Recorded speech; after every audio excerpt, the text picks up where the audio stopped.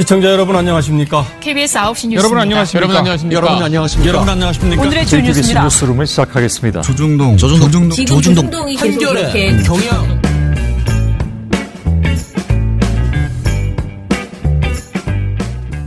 민원연의 미디어 탈곡기 678화를 시작하겠습니다. 예, 안녕하세요. 저는 언론 권력을 감시하는 시민단체 민주언론시민연합에서 사무처장으로 일하는 김원경입니다. 신문 모니터 활동가 공시형입니다. 이정일입니다. 예, 오늘 또 시영 씨랑 모니터 방송하게 됐는데요. 그래서 좀 더 천천히 얘기해 보려고 합니다. 네. 너만 천천히 할 줄 아냐? 나도 할 줄 안다 그러고. 네? 뭐죠 이건? 뭔가 느리게 한번 대응해 보도록 하겠습니다.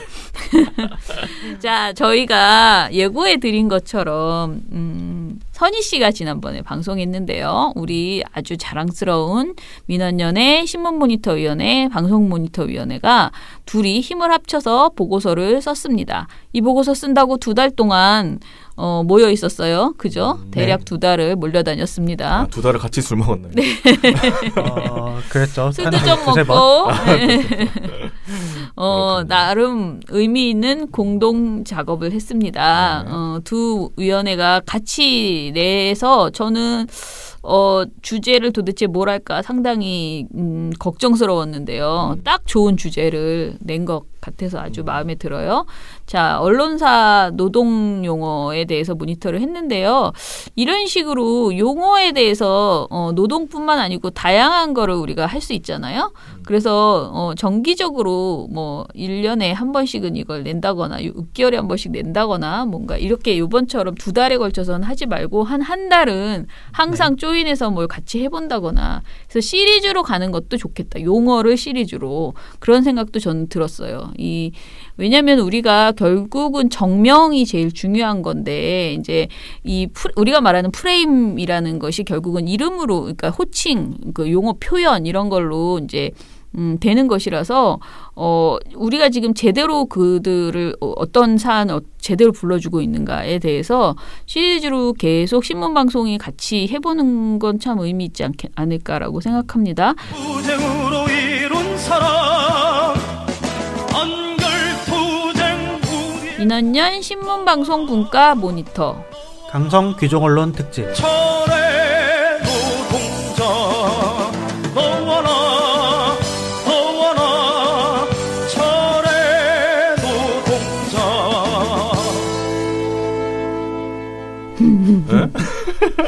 뭐야 지금 본인이 지금 노조를 깎아내리고 있는 거 아닙니까? 강성 귀족 언론?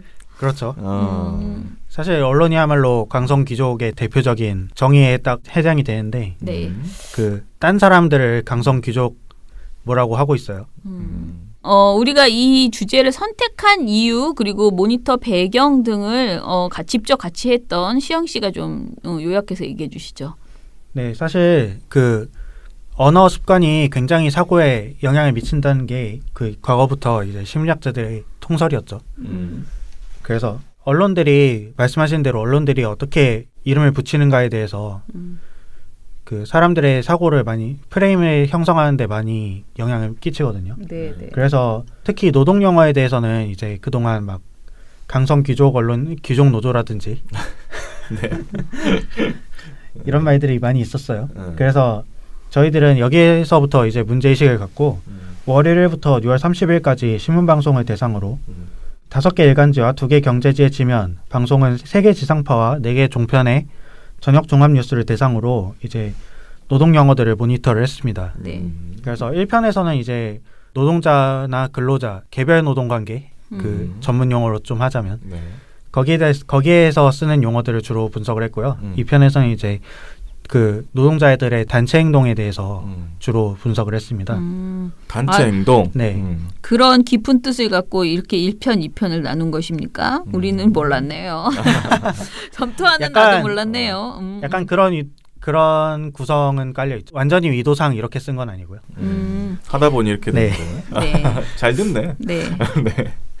어쨌든 첫 편에는 저번에 저희가 했던 것처럼 노동이라고 쓰느냐 근로라고 쓰느냐 거기에 대해서 알아봤고 오늘은 행동법. 집회를 무조건 불법 집회 이렇게 매도하는 게 옳은지 아니면 민주노총을 민노총이라고 줄여서 쓰는 게 옳은지 그리고 노조의 그 산별 노조랑 기업별 노조의 이제 구분이 있거든요. 명백한 구분이 있는데 그거를 또 언론들이 잘못 표현하는 게 맞는지 이런 거에 대해서 주로 모니터를 했습니다. 자, 그러면은 일단은 첫 번째 이야기부터 해봅시다. 그 노동자의 권리를 제한하는 노동 용어라고 해서 얘기를 했어요. 뭐가 노동자의 권리를 제한하는 노동 용어라고 생각하는 건지. 네, 이게 그 불법 집회라는 말에 대한 건데요. 네. 불법 이게 집회. 노동에 국한된 문제는 아니고 노동자들의 시위에 국한된 문제는 아니고 모든 시위에 이제 적용할 수 있는 그런 겁니다. 그래서 헌법에는 집회 결사에 대한 허가는 인정되지 아니한다고 명시가 돼 있어가지고 집회는 이제 소위 말하는 허가제가 아니라 신고제로 운영이 되고 있고. 그러니까 누가 허락해줘서 하는 게 아니라 우리가 여기서 하겠다 이렇게 신고를 하면 누구나 할 수 있다 이거잖아요. 네. 그래서 사실 불법 집회라고 규정이 되려면은 되게 까다로운 요건들이 있어야 되는데요. 어떻게 해야 되지? 말 안 하고 그냥 하는 걸로도 불법 집회가 아닐 수 있습니다. 1인 시위는 또 안 그렇죠? 네, 1인 시위도 그렇고 신고를 안 하고 해도 불법 집회가 아닐 수도 있고요. 그러니까 예를 들면은 그러니까 헌법을 최대한 넓게 해석을 하면은 시위 목적이 아예 뭔가를 파괴한다거나 기관 시설을 부순다거나 이런 목적이 아닌 이상 모든 시위는 이제 완벽하게 시작부터 끝까지 불법이 되진 않고요. 그러니까 최소한 그러니까 장소 때문에 그렇잖아요. 어떤 장소, 근데 장소를 신고를 하려고 했는데 이미 그 앞전에 누군가가 그 장소를 선점해가지고 막 그 집회를 하면 우리가 집회를 못 하잖아. 왜냐면 이게 큰 싸움이 나거나 뭐 어찌저찌 해서 그래서 이제 신고 안 하고 소규모로 하거나 이럴 경우 있지만 그럴 때에도 우리가 미신고라는 표현을 쓰는 게 낫지 불법이라고까지 말하기에는 과하다. 말하기 어렵다 그렇게. 과하다라고 생각하는 거죠. 그렇죠? 네, 그러니까 의미죠? 이게 집회의 특정 부분이 이제 불법이 되는 건데요. 예를 들면은 대법원 판례에 따르면 신고를 하지 아니하였다는 이유만으로 그 5개 집회 또는 시위를 헌법의 보호 범위를 벗어나 개최가 허용되지 않는 집회 내지 시위라고 단정할 수 없다. 이런 판결이 있고요. 그래서 미신고 집회의 경우에 처벌받는 대상이 이제 집회 주최자의 한정이 되거든요. 그래서 집회나 노동쟁의가 신고되지 않은 행위라는 것을 표현하기 위해서라면은 그냥 미신고 집회라고 표현하는 게 더 알맞은 말이고요. 근데 이제 불법 집회 이러면은 뭔가 더 세잖아. 그러니까 우리가 말하는 불법 체류자 같이 되는 거죠. 불법 체류자와 미등록 외국인하고 완전 다르다고 그랬잖아요. 느낌이. 그거랑 거의 비슷한 개념이에요. 불법 집회 하는 것과 미신고 집회라든가 뭐 이렇게 하는 거 완전히 정도에 나쁘다고 느껴지는 그 느낌이 완전 다르잖아요. 네, 그리고 이제 집회의 특정 어떤 부분이 불법이냐에 대해서는 되게 막 법리적인 검토가 있어야 되거든요. 그러니까 이게 막 무죄 추정의 원칙을 어긴 거죠. 일종의. 무조건 불법이라고 단정을 하는 거죠. 자, 그래서 모니터를 해보니 불법 집회라는 표현을 누가 많이 썼고 어떤 사례가 있었는지 좀 얘기해 주세요. 네, 모니터 기간 중에 불법 집회라는 용어를 가장 많이 사용한 것이 동아일보 7회였고요. 7회였고 그중 4건은 김명한 민주노총 위원장의 구속과 관련된 기사였습니다. 동아일보는 이제 김 위원장이 구속 수감됐다는 소식을 다루면서 불법 시위를 주도한 혐의라고만 전했고요. 그리고 김 위원장에게는 이제 불법 집시법이 적용된 게 아니라 특수공무집행 방해 이런 게 걸렸습니다. 이런 것도 사실 집회에 대한 법적 판단을 할 때 되게 문제되는 부분인데 집회에 집시법을 거는 게 아니라 교통방해라든지 아니면은 공무집행방해라든지 이런 걸 막 걸죠. 이런 것도 되게 큰 문제인데 하여튼 이런 것도 정확한 혐의 내용을 변기하지 않았고요. 동아일보는. 그리고 방송사 중에서는 TV조선과 채널A가 불법이라는 수식어를 가장 많이 사용했습니다. 그리고 TV조선 보도 중에서는 되게 황당한 사례도 있었는데요. TV조선에 따져보니 폭력 집회 안 막나 못 막나라는 꼭지에서는 집회 참가자가 불법을 저지르면 바로 불법 집회가 된다고 설명하는 아 그래요? 네, 그런 황당한 사례입니다. 여기서 신동욱 앵커가 뭐라고 했냐면 그럼 이제 상황을 다시 한번 짚어보도록 하겠습니다. 일단 건물 밖에서 민노총이 합법적인 집회를 하다가 건물 안으로 진입을 시도하면서 경찰을 폭행한 거잖아요. 그러니까 기자가 여기에 맞장구를 쳐주니까 앵커가 건물 밖에서는 합법적인 집회라고 하더라도 경찰 저지선을 넘어서는 순간 불법 집회를 하면서 이 집회 자체를 정리해야 된다고 이렇게 보도를 한 겁니다. 네네. 웃기네. 진짜. 근데 언뜻 보면 그게 들으면 맞는 것 같잖아. 얼핏 들으면. 그죠? 그렇죠. 그리고 원래 뉴스는 얼핏 듣는 거대.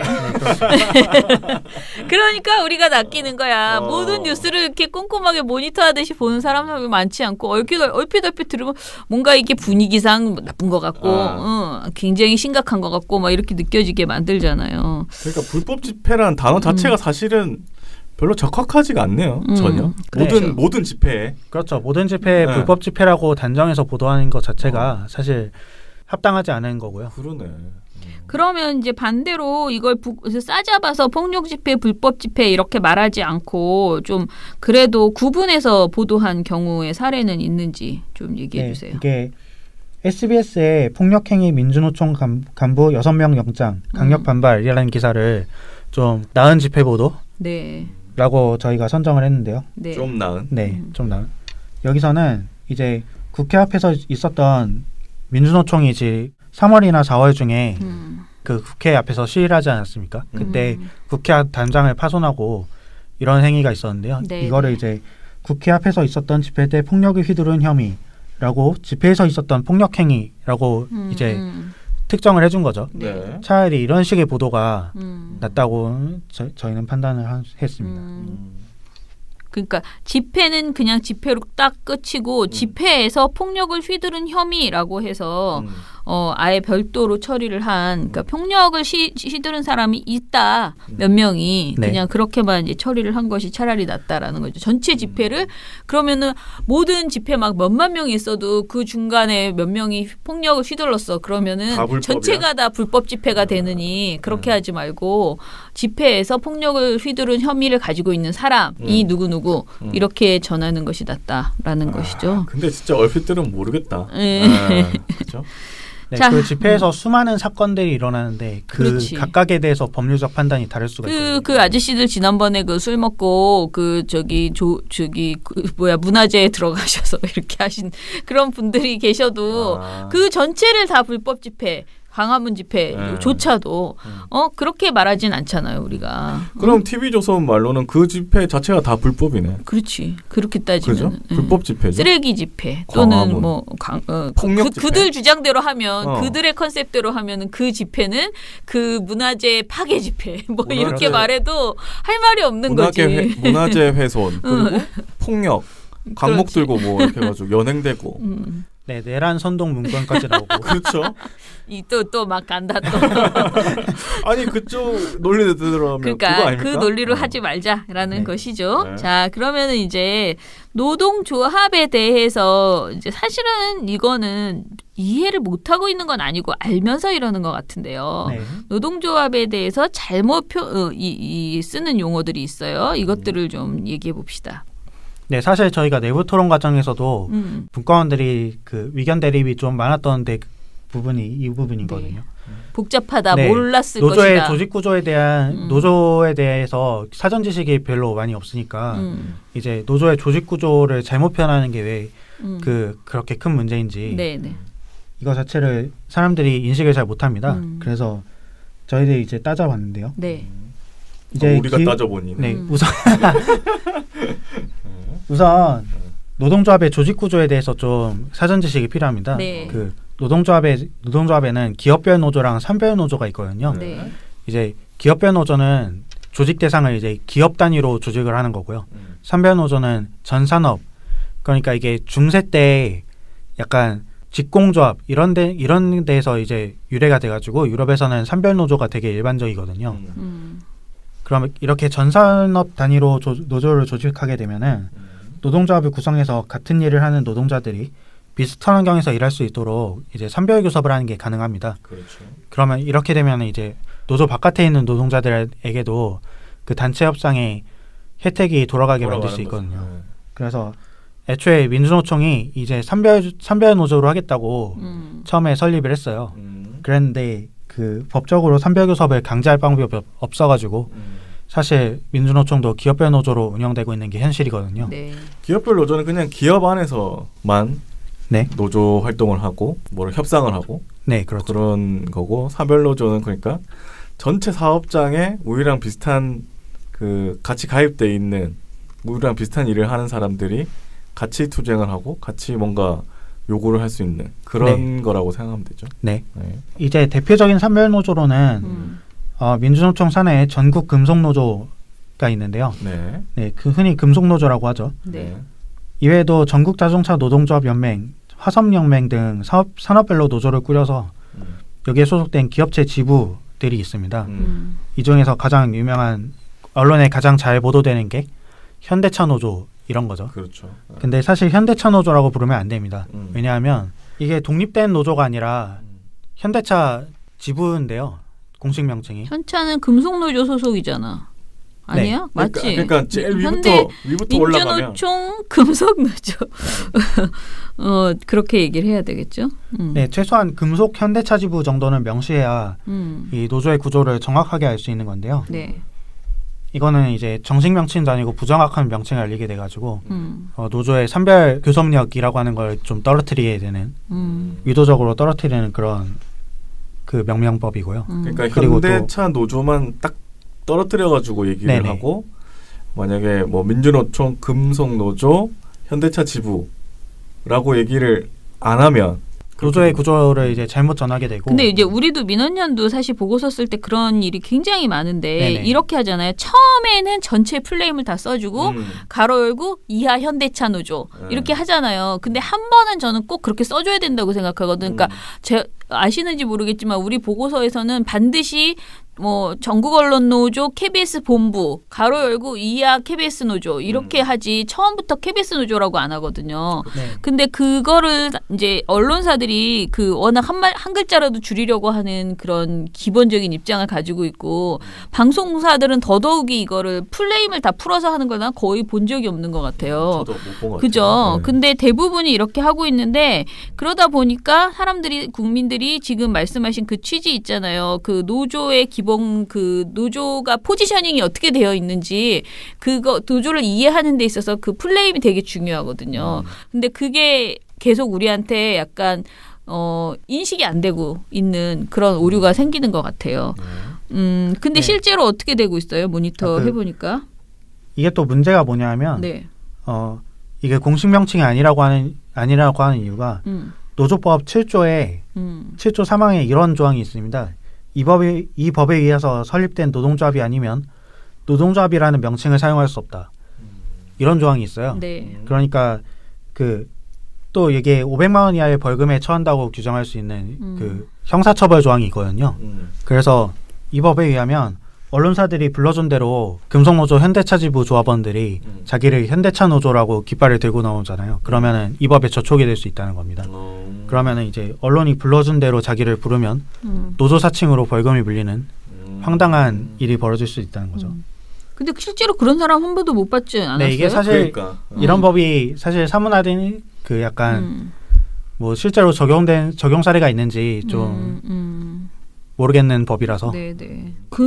그러면은 지금 이 경우는 제대로 불러주는 단체를 그러니까 언론은 거의 본 적이 없고 제대로 불러준 경우를 찾는 게 더 빠른 상황인 것 같은데 제대로 네네. 불러준 사례가 있어요? 네, KBS의 정부 국비 지원 허용 파업 강행이라는 기사가 있는데요. 네. 이 기사에서는 버스 파업을 다루면서 한국노총 자동차 노련이라는 자막으로 한국노총 산하에 자동차 노련이 있음을 이제 지적을 했습니다.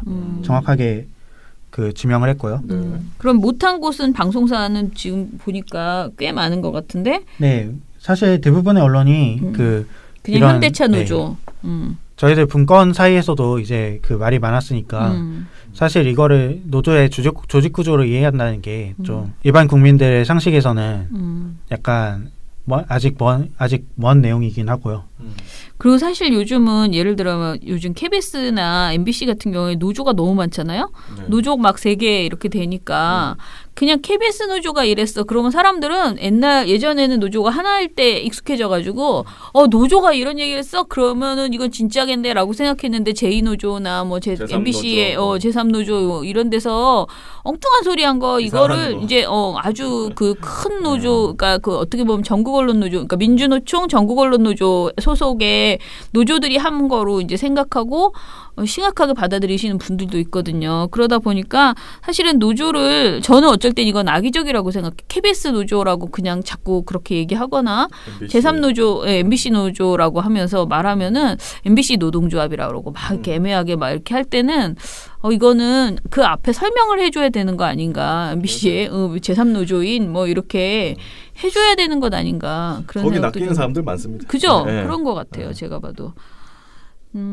자, 그러면은 또 다른 이야기 뭐가 있을까요? 민주노총. 민주노총을 민주노총이라고 불러야 되는데 자꾸 민노총이라고 부르는 문제.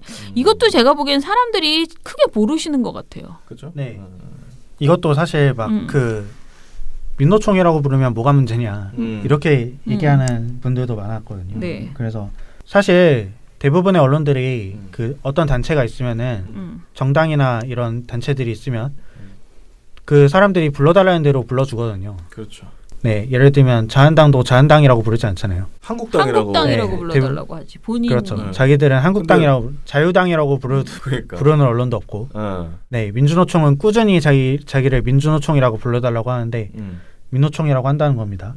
언론에서. 네, 민주노총은 여기에 대해서 민주노조의 총연합체라는 자긍심과 역사적 의미가 담겨 있으며 노동 열사의 현실과 투쟁의 역사에 대한 존중 대신 사용하는 민노총은 민주노총을 깎아내리기 위한 줄임말로 이제 규정을 하고 있고요.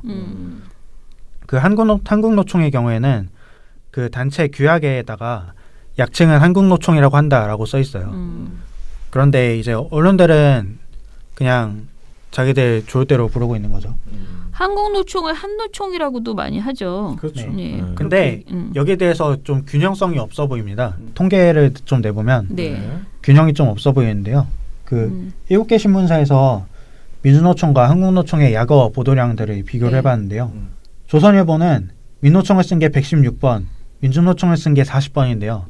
한국노총의 경우는 한노총을 쓴 게 25번, 한국노총을 쓴 게 31번으로 한국노총의 경우는 한국노총을 쓴 게 더 많은데 비슷비슷하네 뭐 사실은. 네. 그러니까 근데 크게 실수하지 않네. 내가 보기에 그러니까 이런 거야. 한국노총은 크게 실수하지 않아. 걔네들이 불러달라는 대로 대충 불러줘. 그런데 민주노총은 심각하게 계속 민노총이라고 쓰고 있는 거죠. 거의 뭐 민노총이라고 부르는 거죠. 비율 자체가. 그러네요. 이걸로 봤을 때 조선일보가 제일 심하네요. 116번 아주 압도적이네. 민노총이라고 쓴 게. 근데 민노총이란 말을 워낙 자주 쓰는 거 아닙니까? 그냥. 네, 그러니까 습관적으로 쓰는 거죠. 네, 네, 많이 쓰는 것 같네요. 네, 한국경제도 많네요. 42번이나 썼어요. 보니까 한 번도 민노총이나 한노총이라는 말을 안 쓴 곳은 한겨레뿐인데요. 네, 한겨레는 한 번도 안 썼고요. 네. 그 경향신문은 민노총이라고 한 번 썼습니다. 이렇게 이제 실수를 할 때가 있더라고. 근데 사실 또 이 조선일보가 116번 쓰는 것도 나쁘지만은 경향이나 뭐 MBC 이런 데서 민노총이라고 하면 굉장히 뭐라 그럴까 속상해요. 그러니까 이렇게 나를 제대로 불러줄 수 있을 사람들이 네. 자꾸 이렇게 실수를 하면 그건 또 그거대로 굉장히 속상하거든요. 저는 일요일만 해도 MBC에서 그걸 듣고 깜짝 놀라가지고 그쵸. 아직도 저렇게 쓰는구나. 참. 이번 모니터 우리 모니터에서는 방송국 중에서는 누가 좀 많이 썼나요? 방송국 중에서는 이제 TV조선이 제일 역시 TV조선이 제일 많았고요. 어떻게든 여기서도 좀 균형이 좀 안 맞았는데 네. 민주노총이라 부른 게 19번, 민노총이라고 한 게 17번이고요. 한국노총이라고 한 게 8번이고 한노총이라고 한 게 3번입니다. 그러니까 한국노총은 좀 제대로 써주고 민주노총은 민노총이라고 반 정도 줄이는 그런 행태를 보였습니다. 왜 이렇게 고집을 부릴까? 사람 이름 부르는 거를 내가 언경이라고 불러달라고 했는데 계속 은경이라고 하는 거랑 똑같은 거잖아. 그렇죠. 내가 내 이름을 내가 얘기했는데 빡빡 우기면서 아니면 너는 언년이야 계속 이렇게 하는 거랑 똑같은 거잖아. 왜 이렇게 고집을 피우냐고. 뭐 돌려주자면 TV 조선이라 불러야 되는데. 네, TV 이러니까 취재 거부나 당하는 거죠. 참 답답합니다. 자, 그리고 우리가 원래 오늘 특집으로 사용했던 강성 폭력 귀족 노조 이런 이야기들도 되게 자주 나옵니다. 네. 자, 이런 얘기들 얼마나 하는지 좀 쭉 얘기해 주세요. 노조를 부정적이고 이제 폭력적으로 네. 묘사하는 건데요. 네. 그 강성 폭력 노조 같은 경우에는 그 노조를 이제 대놓고 막 폭력 노조, 강성 노조 이렇게 하면은 노조의 그 저항권을 왜곡할 우려가 있고요. 일단 경향신문과 한겨레는 강성 노조랑 폭력 노조를 전혀 사용하지 않았어요. 그리고 주로 폭력 노조보다는 강성 노조가 더 많은데요. 대부분. 네. 그 가장 많이 쓴 건 역시 한국경제가 가장 많이 썼고요. 네. 18번으로 가장 많이 썼고 그다음이 서울경제입니다. 주로 경제지들이 이제 우리나라 노조가 강하게 나온다면서 이제 노조 협상력을 약화시키려고 하는 거고요. 그리고 조선일보가 10번으로 가장 일간지 중에서 가장 많았고요. 그다음이 동아일보 6건, 중앙일보 3건이었습니다. 그리고 폭력노조는 이제 한국경제와 조선일보 이 둘만 났고요. 나머지는 0건이었습니다. 폭력노조. 아니 사실 요즘도 저런 말을 하는 곳이 있다는 게 저는 좀 더 웃긴 것 같아요. 저런 말은 그냥 우리가 무슨 개그 프로에서나 해야지 되는 그런 뭐라 그래야 되나 옛날 말 있잖아. 옛날 말 죽은 말 같거든. 폭력노조, 강성노조, 귀족노조. 너무 이제 진부하지 않습니까? 누굴 비판하려 그래도 좀 머리를 써가면서 해야지. 지금 너무 그 구호 자체가 한마디로 굉장히 진부한 이야기인데. 네, 저희가 이렇게 단순화를 했지만 모니터 과정에서는 머리를 쓰는 흔적이 있습니다. 그래요? 여기다가 뭘 더 붙여요. 폭력노조에다가. 네. 예를 들어보면. 무소불위의 노조 막 이런 것들을 막 붙입니다. 막 법 위에 절대 노조 뭐 이런 거? 절대 노조. 그렇죠. 자, 그러면 또 다른 문제는 또 뭐가 있나요? 용어의 문제가? 네, 그리고 가장 큰 문제가 귀족 노조인데요. 네. 이 귀족 노조는 일부 대기업 정규직 노동조합의 사례를 과장을 해가지고 전체 노동조합이 이기적이라는 인식을 심어주기 위한 이 프레임을 짜는 건데요. 저는 이 단어보다 더 이상한 단어가 없지 싶어요. 그렇죠. 그리고 노동자가 귀족이면 안 될 이유도 없죠. 그러니까. 그리고 이게 되게 현실을 왜곡하는 말인데 민주노총의 경우에 이제 2018년 12월 기준 집계로 비정규직 조합원 수가 32만 8천 명이라고 밝히고 있는데요. 민주노총의 전체 조합원이 99만 5천 명입니다. 네. 그런데 이 비정규직 비율을 계산해 보면 32.9%가 나와요. 이거는 통계청 비정규직 통계를 보면은 비정규직 비율이 33%인데 일치하죠. 그러니까 현실에서 비정규직 비율이랑 민주노총의 비정규직 비율이 일치하고 있는 거예요. 네. 그리고 이게 또 문재인 정권 하에서 되게 크게 늘어난 겁니다. 이것도. 원래 비정규직들이 노조를 조직하기가 쉽지 않잖아요. 거의 없었죠 그 전에. 네. 그래서 이게 그 문재인 정권 들어서 딱히 크게 제도 개선된 건 없지만 기대가 좀 형성이 되면서 그렇죠. 그 비정규직 조합원들이 민주노총에 많이 가입을 한 건데요. 그러니까 이제 귀족노조는 현실을 전혀 담고 있지 않다는 거죠. 그러니까. 막 비정규직 외면하고 대기업 노조 중심으로 돌아간다. 이게 언론의 주요 비판점 아닙니까? 네. 그런데 비정규직 조합원이 노조 조직하기도 어려운데 광장에 막 그 노조 행사할 때 나오겠습니까? 저는 우리 애들한테 가끔가다 그런 얘기하거든. 노조 있는 회사만 다녀도 감지덕지다. 진짜. 예. 니네 회사 들어갈 때 노조 있는 회사만 들어가도 일단 규모나 여러 가지 측면에서 좋은 회사인 거예요. 네네. 그런 게 아직 우리 현실이에요. 그런데 그거를 가지고 무슨 대단한 완전히 아주 최대의 무슨 뭐라 그럴까 적이 나타난 것처럼 이렇게 지금 보도를 계속 하고 있어서. 아니, 우리나라 그 사업장 중에 노조 조직률 10% 정도 된다고 하잖아요. 네네. 나머지 90%는 뭐야? 그냥 사는 거지. 많은 조직이. 그러니까 그 조직률도 사실 노조 단협 적용률을 봐야 되는데 네. 우리나라는 주로 기업별 노조로 구성이 돼 있어가지고 그렇죠. 그 노조 조직률이 단협 적용률이랑 거의 차이가 없습니다. 네. 근데 프랑스의 경우는 이제 단협이 확대 적용이 되는 게 많아서 10%의 조직률로도 약 80%의 노동자가 단협 적용을 받거든요. 산별 노조가 많으니까. 네. 우리는 다 이게 산별 노조의 장점인데 그렇죠. 그런 게 전혀 그런 제도적인 보장이 전혀 안 돼 있으니까 이런 일들이 일어나는 겁니다. 자, 아무튼 굉장히 큰 모니터를 아무튼 하느라고 다들 고생했고요. 사실은 저는 방송도 신문도 신문이지만 이 방송은 우리가 이 모니터 하려면은요 아직은 좀 누가 좀 이거 좀 개발해 줬으면 좋겠는데 우리가 신문은 스크랩 마스터 등이 있어가지고 모니터하기가 좀 쉽거든요. 네. 그러니까 뭔가 통계를 내고 정확하게 보도했다 안 했다 이것을 확인하는 방법이 되게 쉬운데. 방송은 지금 방송사마다 이제 방송사 그 홈페이지에 자기네들 기사를 올리는데 이게 심지어 MBN처럼 뭐 풀 워딩이 제대로 올라가지도 않고 막 이렇게 막 마구잡이로 올리는 곳들도 있고 마구잡이까지는 아니지만 거의 소설 쓰듯이 막 방송은 이상하게 해놓고 실제 스크립터는 되게 그럴싸하게 멀쩡해. 올리거나 그런 경우도 많고 자기네들이 조금 좀 찜찜하면 기사를 쑥 빼버리고 맞아요. 이게 없애버리거나. 기사를 없애버리고 해서 우리가 모니터하는데 굉장히 좀 불편해요. 그런데 그런 그 난간을 뚫고 이런 용어를 어떻게 보도했는지 하나하나 챙겨보느라고 우리 분과원들이 굉장히 고생하셨고 박수 쳐드리고 싶습니다. 자, 그런 의미에서 우리 시영 씨가 마지막으로 우리 분과어에 혹시 들어오고 싶은 사람들에게 좀 장사를 좀 해보시죠. 홍보를 좀 해보시죠. 요즘 어떻게 지내고 계십니까? 분과는? 응? 요즘은 이제 분과원들이 약간 이거 끝나고 쉬어가는 차원에서 네. 그 쇼미더머니 가사 분석을 해보자고. 이런, 이런- 가사? 네.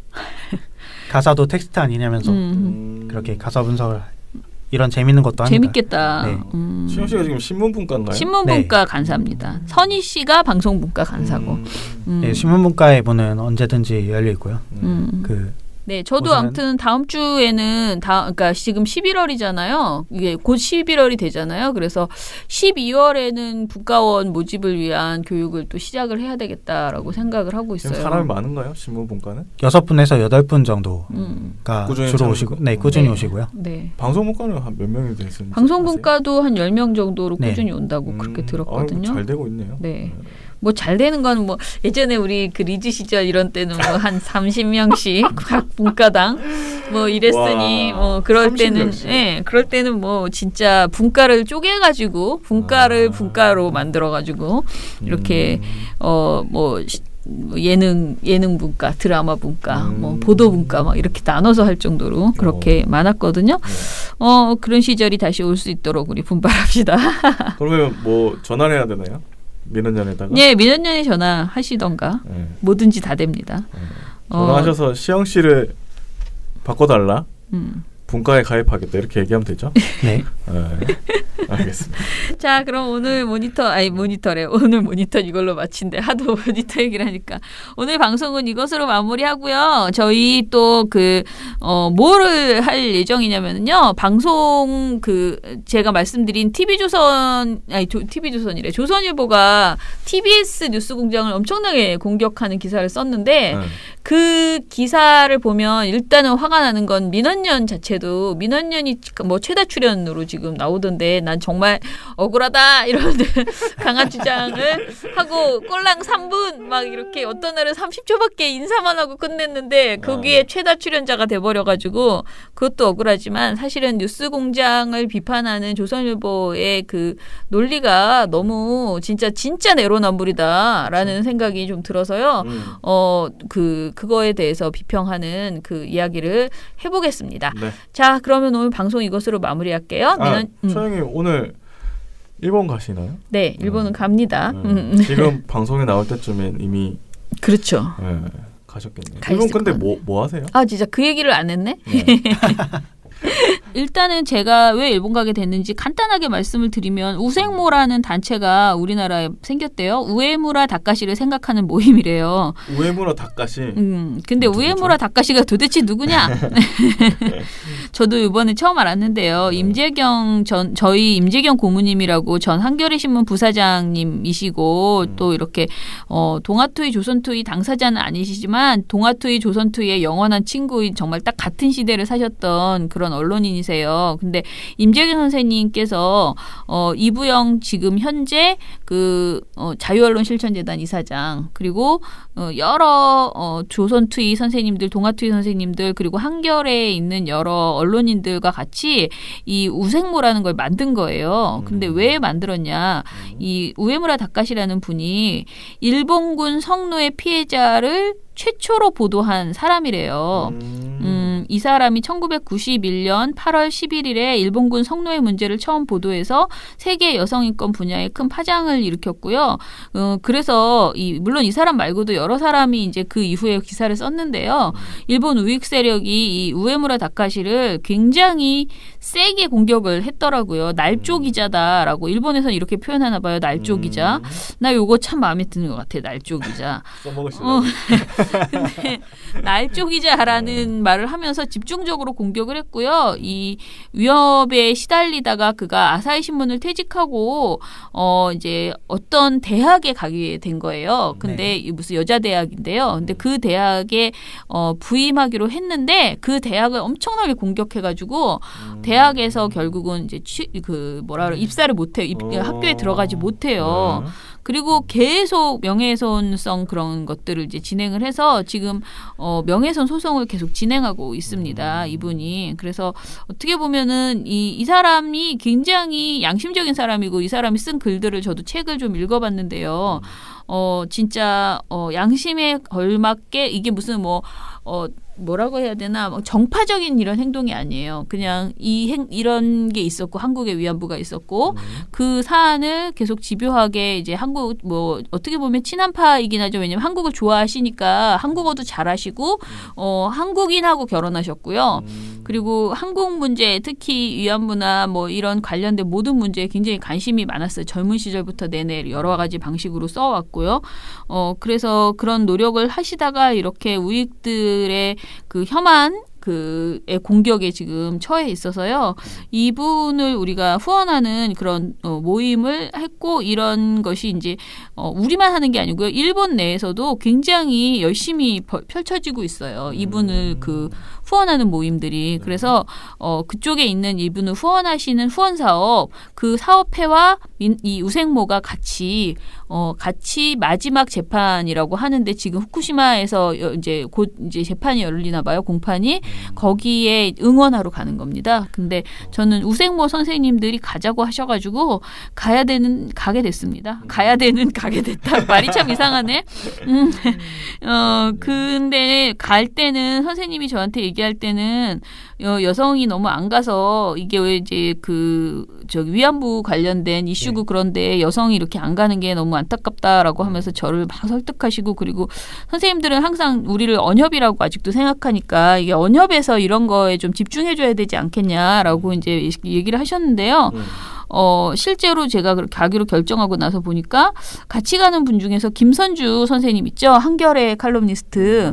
저는 이분 되게 좋아하거든요. 글이 정말 좋아서. 근데 김선주 선생님도 같이 가게 됐고요.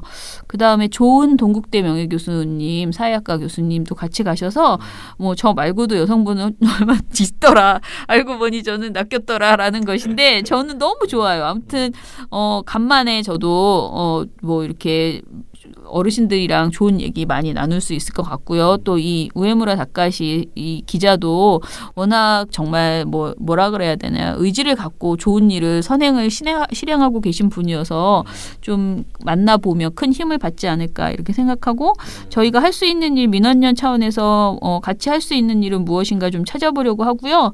가서 저하고 신홍범 선생님 있죠. 저희 이 신홍범 선생님도 저희 이제 고문이신데요. 신홍범 선생님 그러니까 보도지침을 폭로할 때 민원연의 실행위원이어서 감옥에 가셨던 옥고를 치르셨던 선생님인데 신홍범 선생님하고 저하고 같이 한 3시간 정도의 시간을 받아서요. 그 보도지침과 민원연에 대해서 안내하는 그런 강좌 시간을 갖기로 했습니다. 일본에서? 네. 그럼 그래서 저희 일본 회원들도 받나요? 뭐 그건 내가 잘 모르겠고 나는 일본만 그래서 뭐 통역이 있기 때문에 실제로 3시간이지만 실제로 우리가 할 수 있는 시간은 뭐 1시간 반 통역하는 시간 다 합치면 실제 우리가 발언할 수 있는 내용은 1시간 반 정도 된다고 하는데요. 지금 신원무 선생님하고 저하고 약간 긴장했습니다. 그래서 보도 지침의 의미도 잘 설명해 드리고 그리고 그거를 이제 이끌어왔던 언협이 민원연으로 발전해서 지금까지 뭐 35년 동안 어떻게 활동하고 있는지 그 의미. 사실 일본에서는 민원연 같은 단체가 없어요. 그래서 굉장히 이 언협을 그러니까 민원연을 알게 되면은 다들 와 너무 부럽다 이런 게 필요하다라는 얘기를 다 하거든요. 일본은 이렇게 언론을 적극적으로 감시하는 모니터링하거나 이런 단체는 없더라고요. 그래서 우리 지난번에 강의 그 모니터 교실에 오셨던 일본 기자분도 이거 들으러 일부러 오셨다가 막 강의 듣고 저보고 일본에서도 민원연 같은 걸 만들었으면 좋겠다라고 막 하신다 그랬잖아요. 그래서 민원연 네. 1번 지부 하나. 네. 일본에도 기자에 대해서 인식이 좀 안 좋은 인식이 많이 지금 많을 수밖에 없죠. 네. 지금 상황이 그렇잖아요. NHK로부터 국민을 지키는 정당 이런 것도 막 생기고. 네네.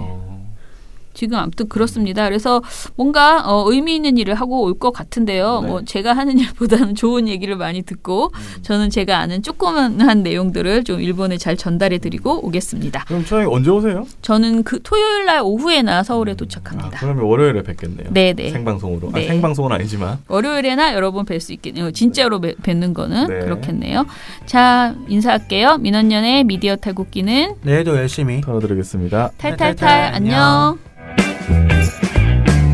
네, 오늘 뉴스데스크 마치겠습니다. 청년에게 꿈과 희망을 채널 A가 함께합니다. KBS 시청해주셔서 뉴스 오늘 순서 모두 마치겠습니다. SBS는 앞으로도 내일 끝까지 뵙겠습니다. 파헤치겠습니다. 오늘 8시 모두 마치겠습니다. 시청해주셔서 고맙습니다. 뉴스팔 여기서 마치겠습니다. 저희들은 내일도 최선을 다하겠습니다. 여러분 고맙습니다. 탈탈탈 안녕.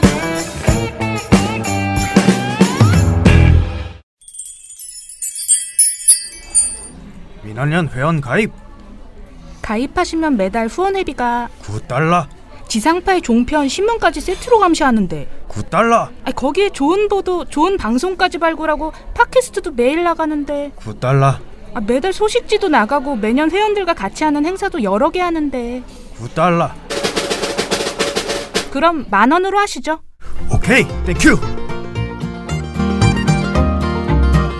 민원연 회원 언론 감시를 매달 10,000원으로